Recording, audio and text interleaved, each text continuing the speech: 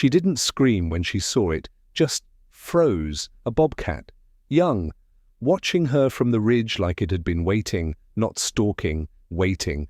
Most wild animals bolt at the scent of a human. This one didn't. It stared, then turned, took a few steps, stopped, looked back. What would you do? Turn around? Run? Emery Lowe, a wildlife photographer hardened by loss, chose to follow, not out of bravery, out of something stranger, instinct. What she didn't know was that each step was leading her into a story no camera could capture. A story buried in the wild, a story with claws. The West Texas wind carried no warnings, just dust and silence. Emery Lowe adjusted the strap of her camera, the worn leather creaking softly against her shoulder as she stepped over a jagged route along the edge of a scrub-lined trail. The land stretched wide in every direction, a golden hush under the late summer sun. Flat-topped mesas loomed in the distance, casting long shadows that reached for her like memories she hadn't asked to bring. She hadn't come here for beauty. Not really. She came to say goodbye. 28 years old, eyes the color of pine bark, Emery had built her life in snapshots, frames of wildness, light, and stillness.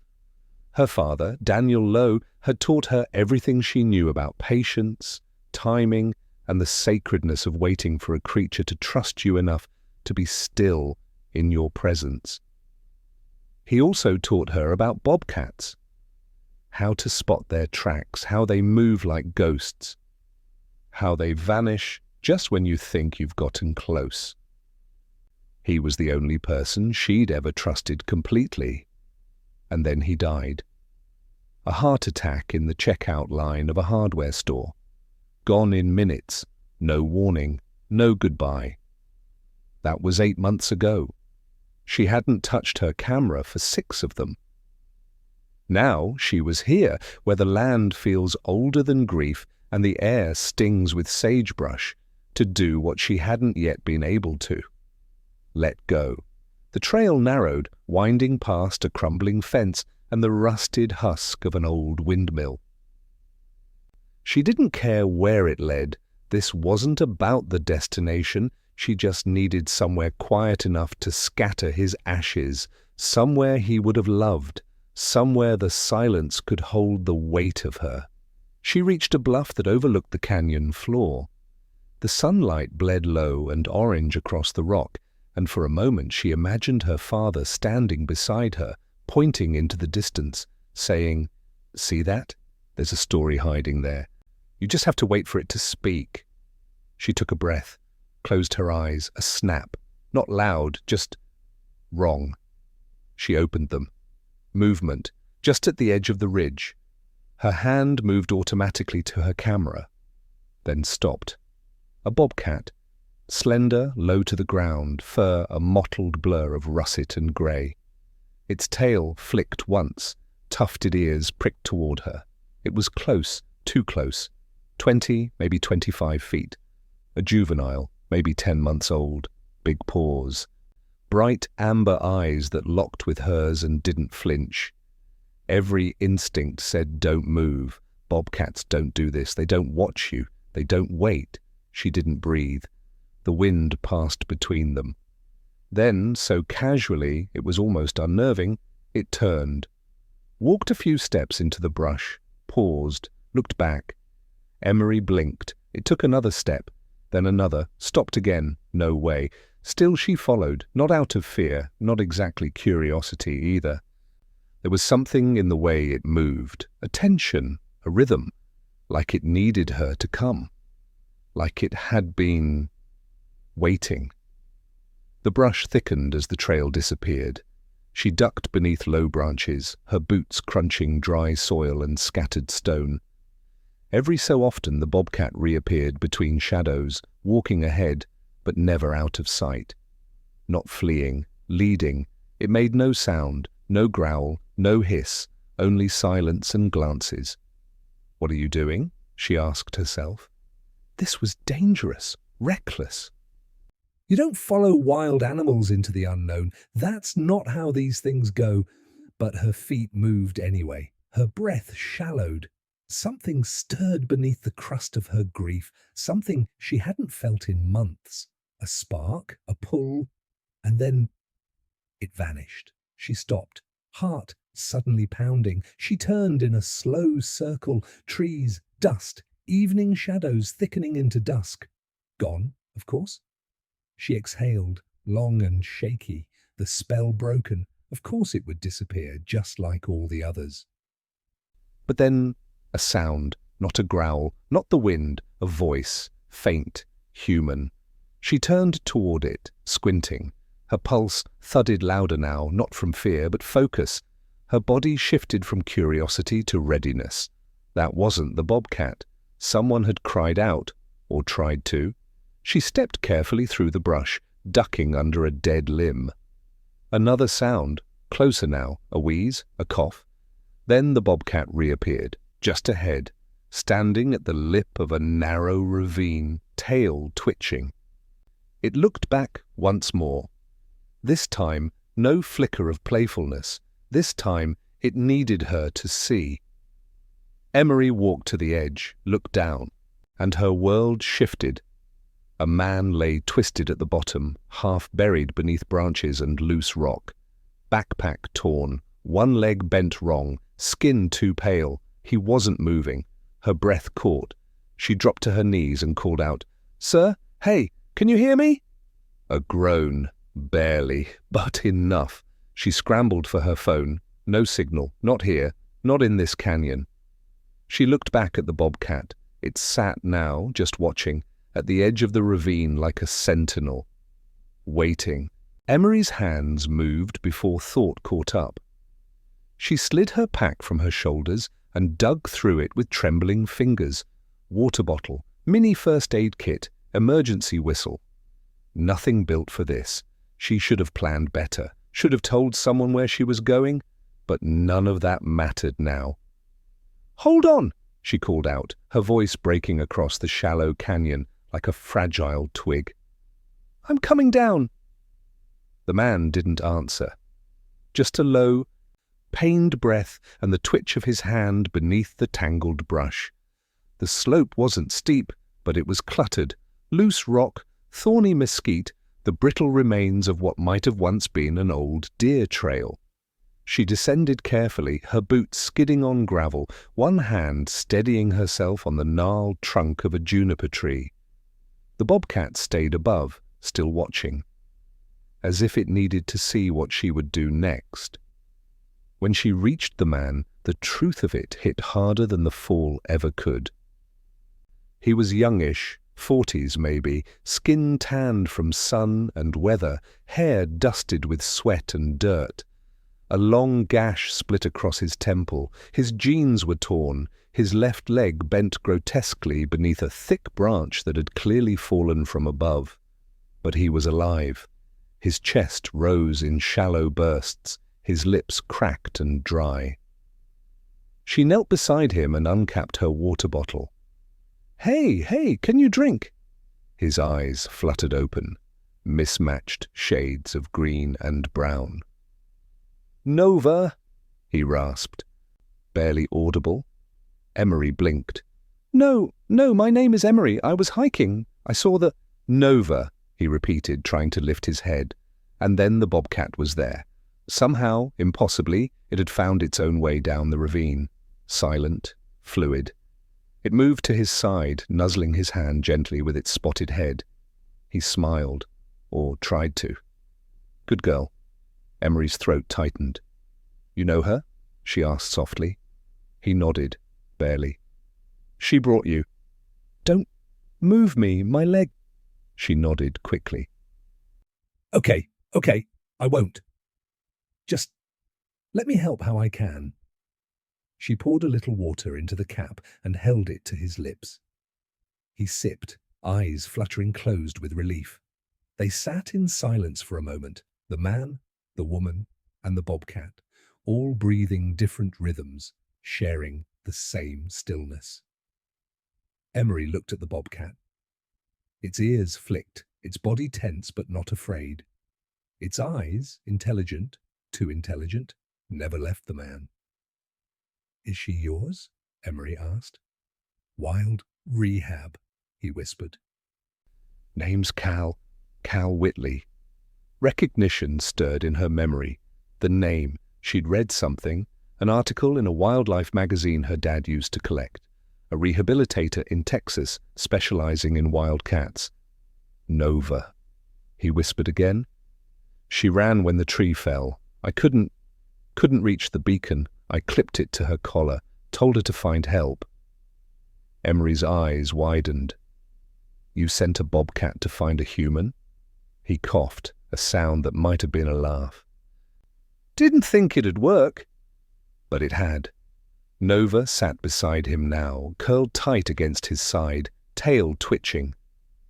"She didn't just find a human," Emery murmured. "She found the right one." The weight of what had happened slowly unfurled in her chest. This animal, half wild, half raised in care, had done what no GPS, no emergency alert, no ranger had managed. She'd brought someone. "You're going to be okay," Emery said more firmly now. "I'll get help." She scrambled to higher ground. Still no signal, not a bar, but from the ridge she could make out a line of rock formations leading eastward.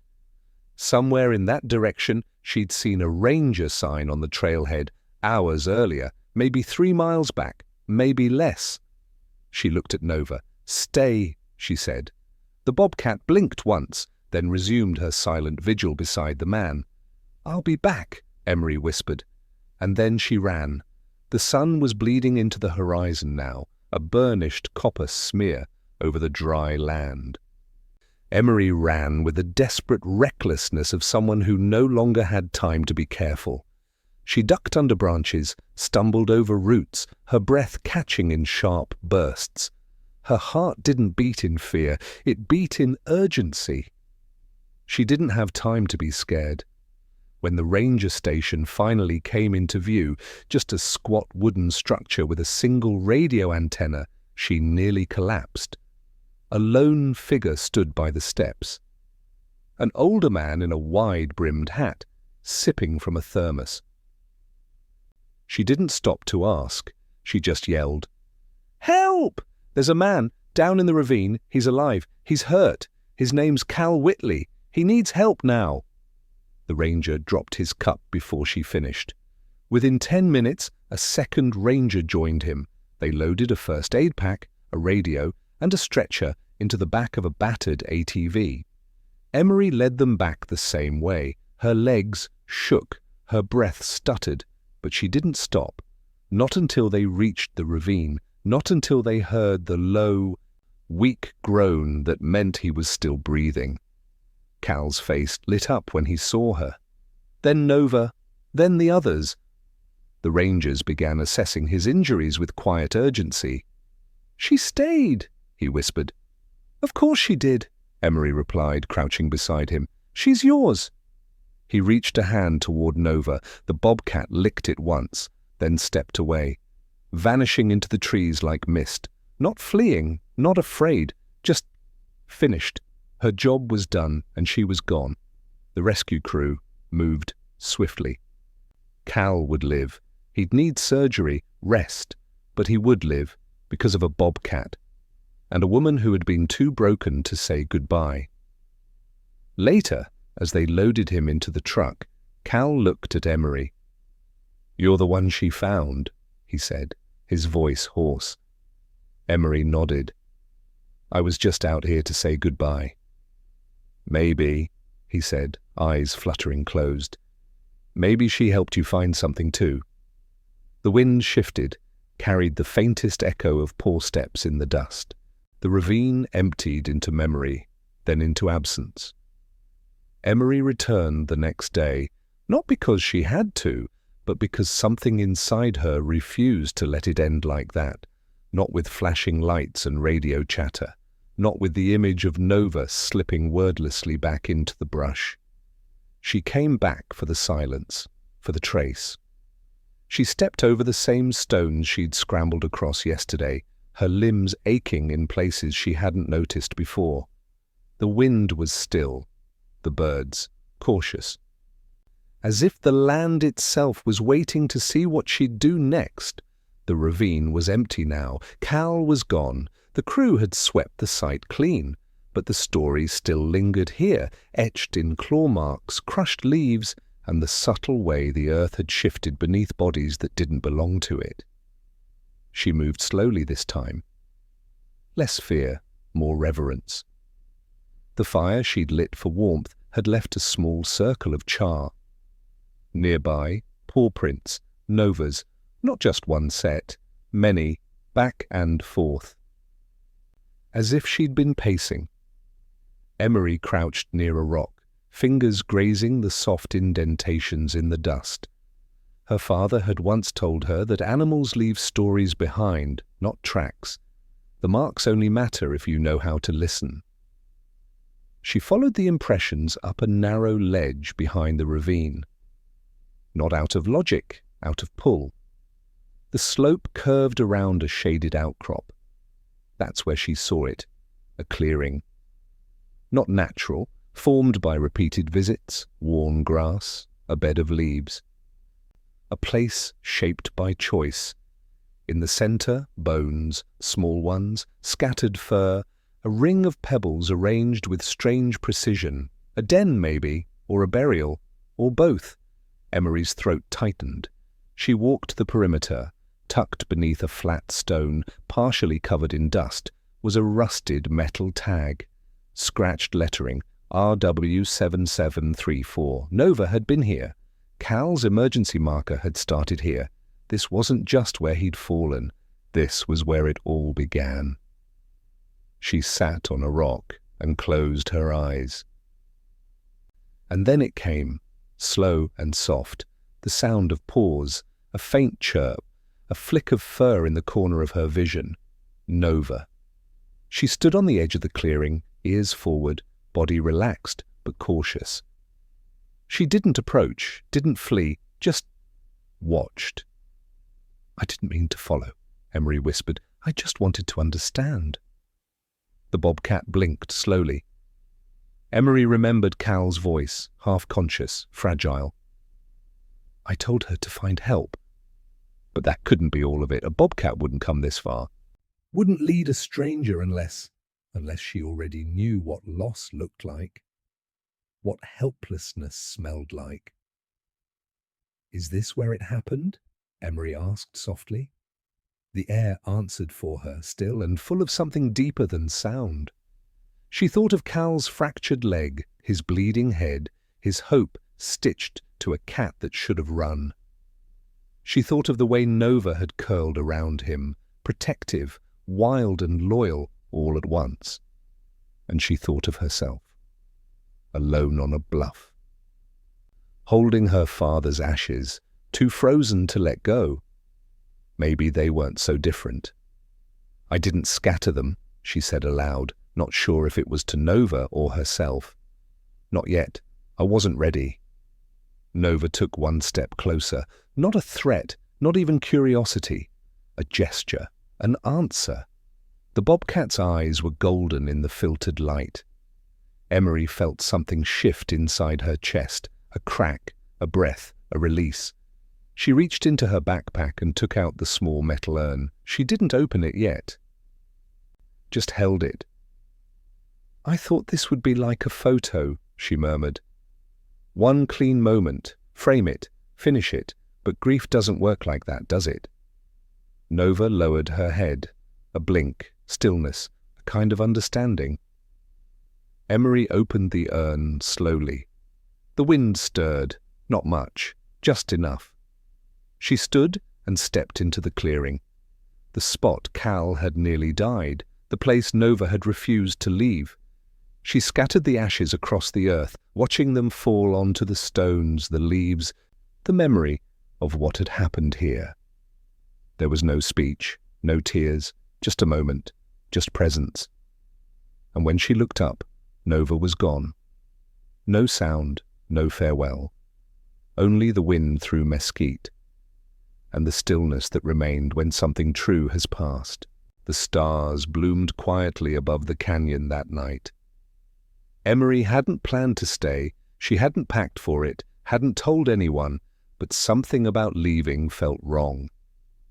The ashes were scattered, the moment had passed, but the silence held her like a second skin, and she needed to wear it a little longer.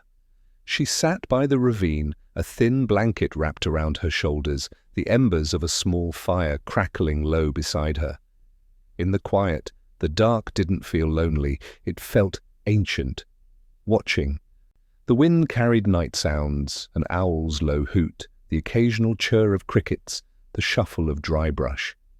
She listened, and with each passing minute, something inside her settled deeper into the earth. Then she heard it. A soft shuffle, not urgent, not aggressive. She turned slowly. Nova stood just beyond the firelight, half her body dipped in shadow, her golden eyes catching the flame. She stepped forward with the silence only wild things carry, no malice, no invitation, just presence. Emery didn't move. Nova sat, just far enough away to keep her distance, just close enough to be seen. "I didn't think you'd come back," Emery whispered, her voice soft as breath.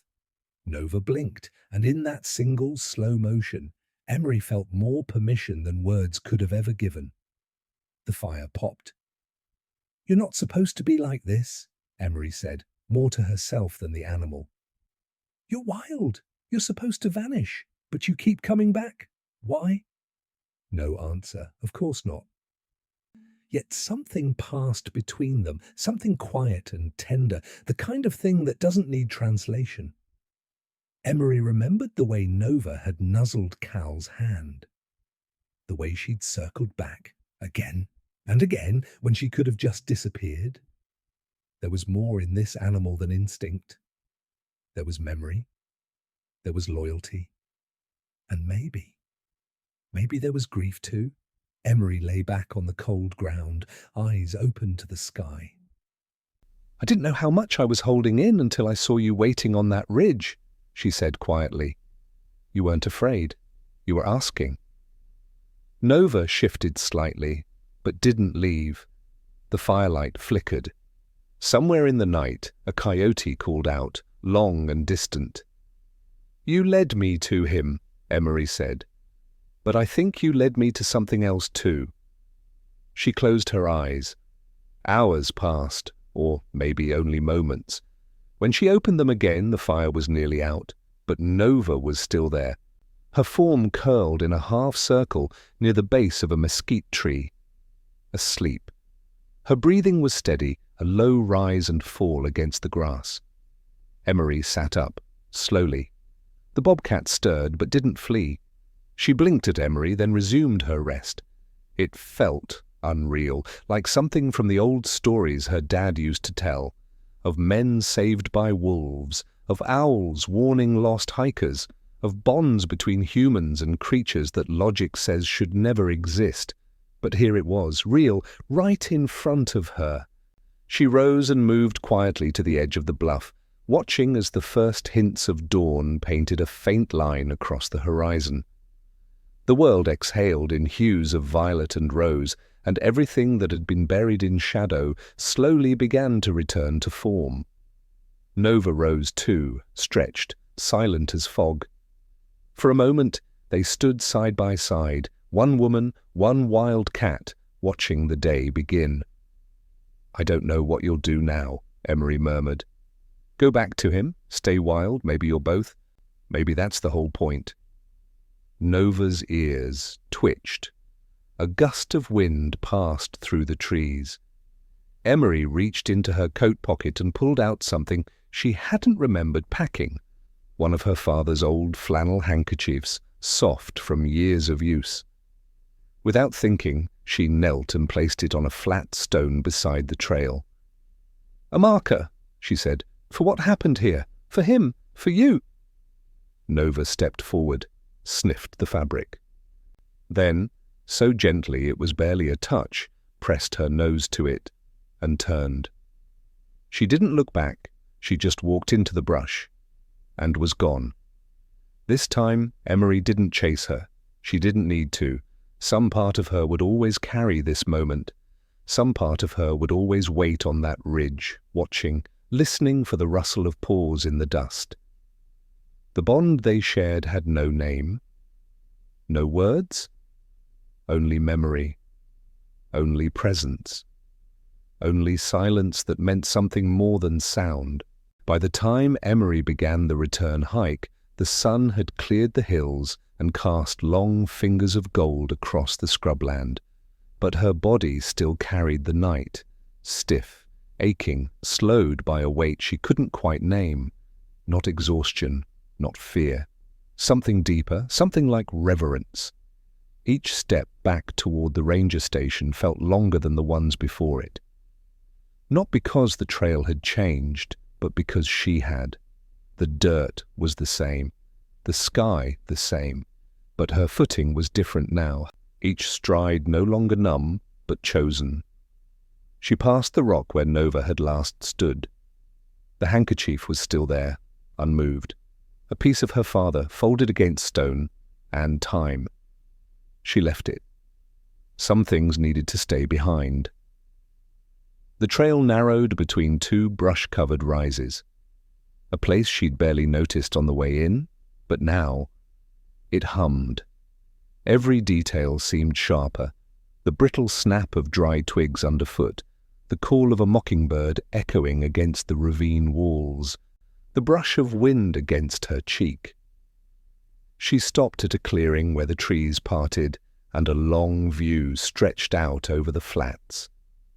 From here, she could see the pale glint of the ranger station's roof, still miles away. A low whistle behind her made her spin. Her heart leapt. Not Nova, a man, hat tipped low, boots dusted, moving carefully along the path with a walking stick and a cautious gait. Cal. He was thinner than before, walking gingerly but unmistakably stronger.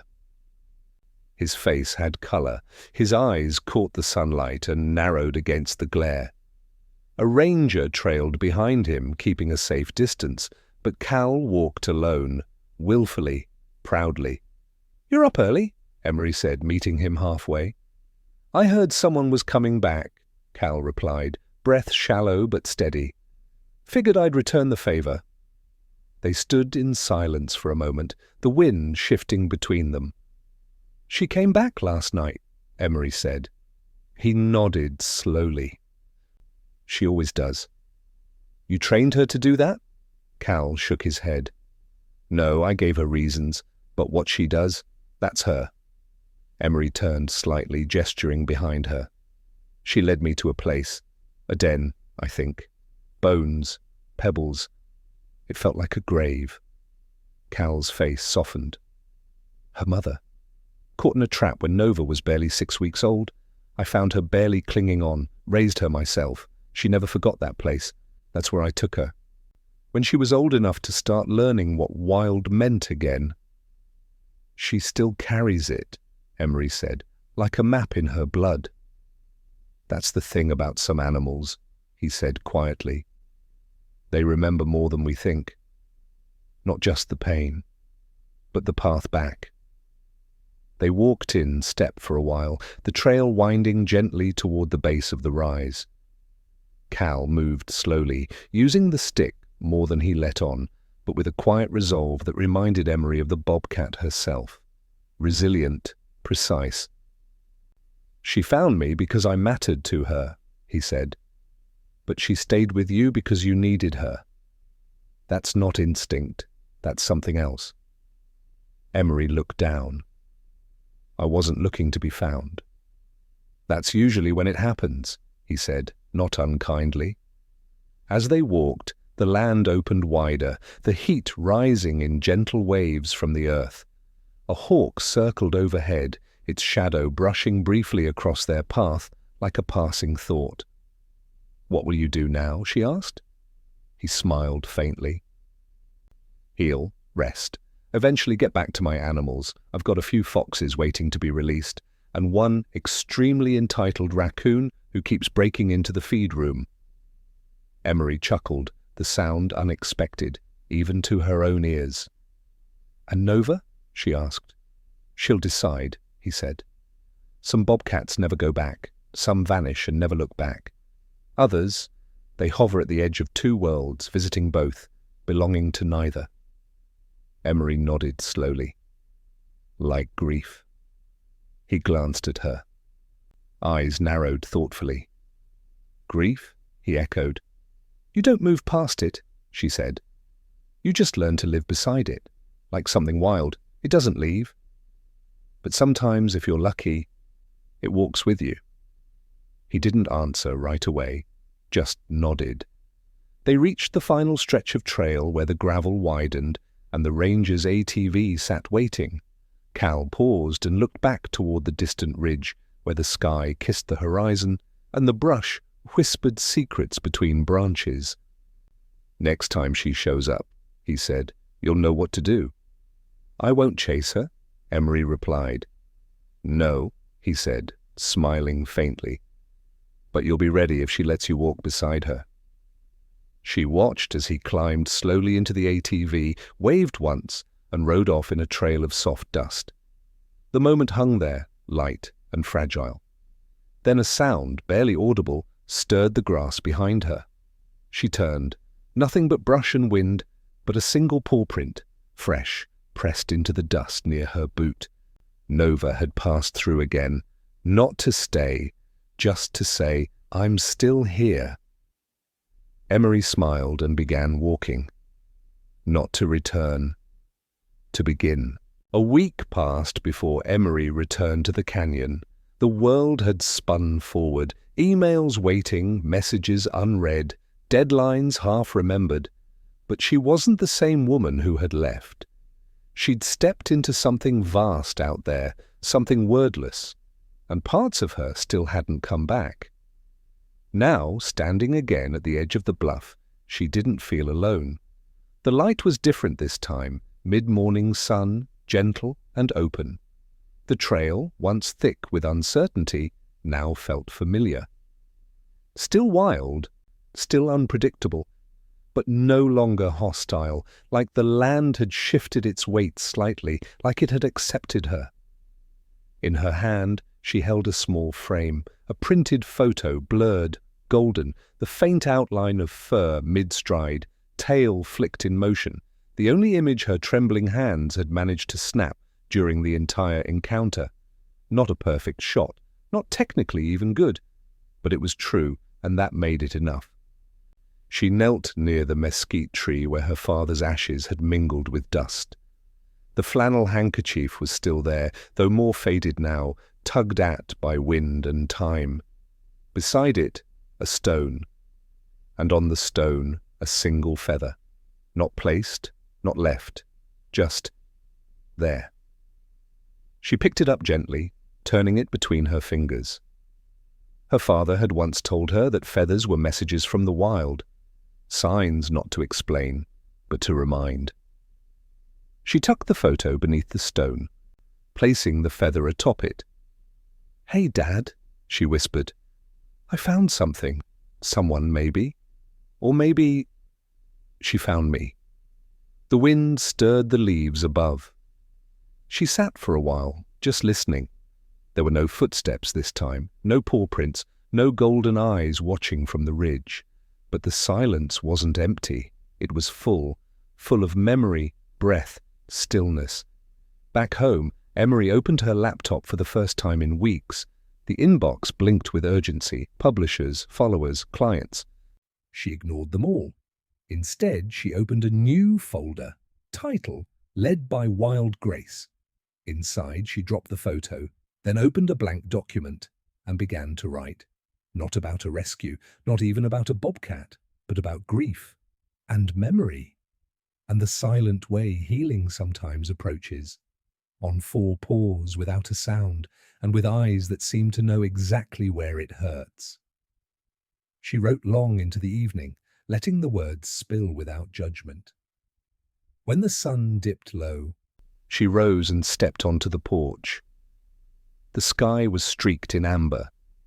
Far off beyond the trees, she thought she saw something move, a shadow, a flicker, a pause, Maybe it was nothing, or maybe it was her again. She didn't call out.